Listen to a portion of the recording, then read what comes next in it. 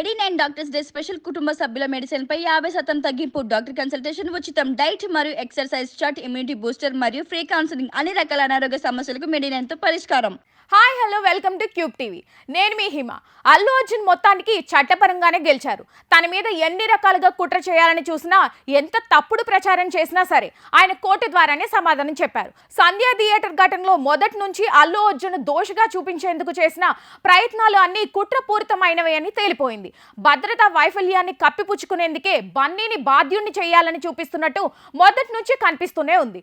ఇన్ని రకాలుగా కుట్రలు చేసినా సరే అల్లు అర్జున్ ఎక్కడా తడబడలేదు. చట్టపరంగానే కట్టుబడి ఉన్నారు. చివరకు అదే చట్టం అల్లు అర్జున్ వాదనను గుర్తించింది. ఈ కేసులో అల్లు అర్జున్ కు బెయిల్ ఇవ్వడానికి కోర్టు కొన్ని విషయాలను పరిగణలోకి తీసుకుంది. ముందు ఆయనకు హైకోర్టులో, ఆ తర్వాత నాంపల్లి కోర్టులో బెయిల్ రావడాన్ని చూస్తే బన్నీ తప్పు లేదని క్లియర్ గా అర్థమవుతుంది. ఒకవేళ బన్నీ తప్పు ఉంటే మరోసారి జైలుకు వెళ్ళేవాడు కదా. అల్లు అర్జున్ తరపు న్యాయవాదులు కొన్ని విషయాలను కోర్టు ముందుంచారు. వాస్తవానికి అల్లు అర్జున్ సినిమా చూసింది అప్పర్ బాల్కనీలో, కానీ ఘటన జరిగింది కింద ఫ్లోర్ లో. అంటే ఘటన జరిగిన చోట అల్లు అర్జున్ లేడు. తొక్కిసలాట జరిగిన ప్లేస్ లో ఆ సమయంలో అల్లు అర్జున్ లేడు. కాబట్టి దానికి అల్లు అర్జున్ కు అసలు సంబంధమే లేదు అని లాయర్లు వాదించారు. అల్లు అర్జున్ కు సంబంధం లేని విషయంలో బాధ్యుని చేశారని, ఆయన మీద పెట్టిన సెక్షన్ లో అసలు వర్తించవు అని ఆయన తరపు లాయర్లు చెప్పుకొచ్చారు.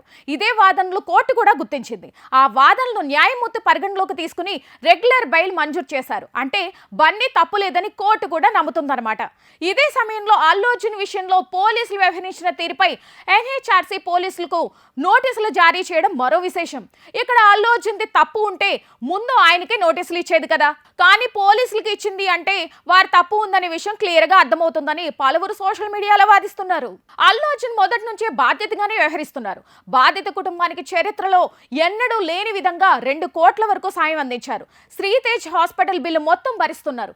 ఎప్పటికప్పుడు బాబు హెల్త్ కండిషన్ తెలుసుకుంటున్నారు. ఆయన మీద పెట్టిన కేసును వాపస్ తీసుకుంటామని బాధిత కుటుంబం ఇప్పటికే ప్రకటించింది. దీన్ని బట్టి అల్లు అర్జున్ బాధ్యత ఉన్న వ్యక్తి అని ఇట్టే అర్థమవుతుంది.